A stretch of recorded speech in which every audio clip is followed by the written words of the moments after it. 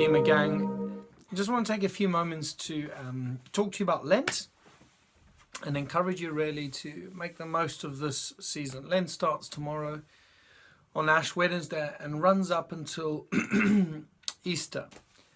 It can seem strange that we're already talking about Easter, but the way life goes and the busyness of our lives means that we could just find ourselves at Easter and trying to get our heads and our hearts around taking in all that Jesus went through in that last week of his life, leading up to obviously the glorious resurrection, which we will be celebrating on Easter Sunday. The whole purpose, one of the great things about Lent, is that these 40 days, if we include the Sundays, the 46 days Lenten period leading up to Easter, are a great opportunity for us to empty ourselves of lesser things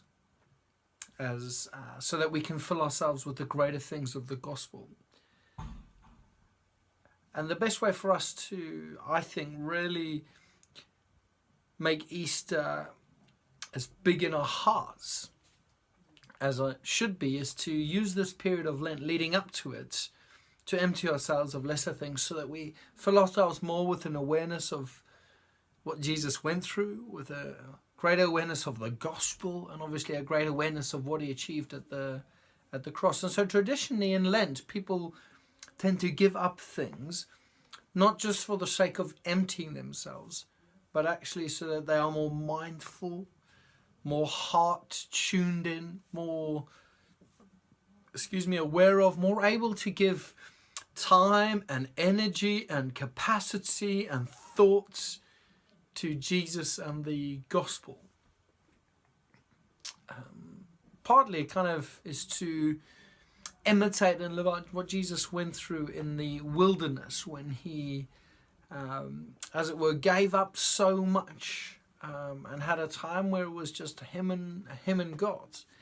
And so this is a great opportunity for us to do that as well, whether we are giving up things regularly or day by day, time or eating or habits, all these things. The reason we give up things is not simply to say I gave up things. It's simply to make more space and create a great awareness of Jesus and the gospel.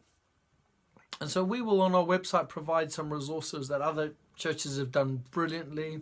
They provide Lenten guides, suggested ideas for fasting, and great readings for us to really make the most of this season. I think if you're anything like me, I didn't grow up particularly in a traditional church, and in many of the churches I've been in, we haven't really embraced, in a sense, the liturgical discipline and routine of the Lenten period. And I think it's something that's really helpful for us to have specific seasons where we give ourselves to really embracing the wonder of who Christ is and what he's done in a way that's deliberate, in a way that's in some sense systematic and builds into our lives that period.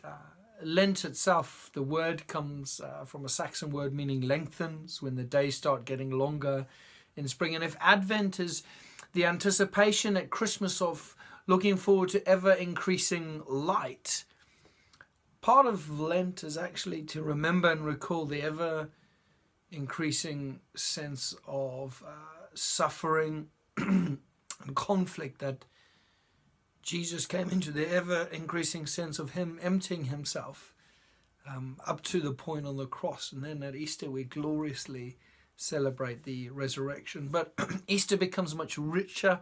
Easter becomes much fuller when it's not just a Sunday that we happen to find ourselves in, but actually is a day that we've been building up to and focusing on and attuning our hearts to. So can I encourage you to consider what you will do over this Lent period? Look at some of the resources on our website. Take time out to really prepare our hearts and empty ourselves of things that distract us sometimes, or just simply keep away from things that we will realize regularly that we're yearning for that, and we can then teach ourselves actually to yearn more for Christ and to be more Christ-minded, and ask the Holy Spirit to bring to mind Jesus and all that he is and has done for us.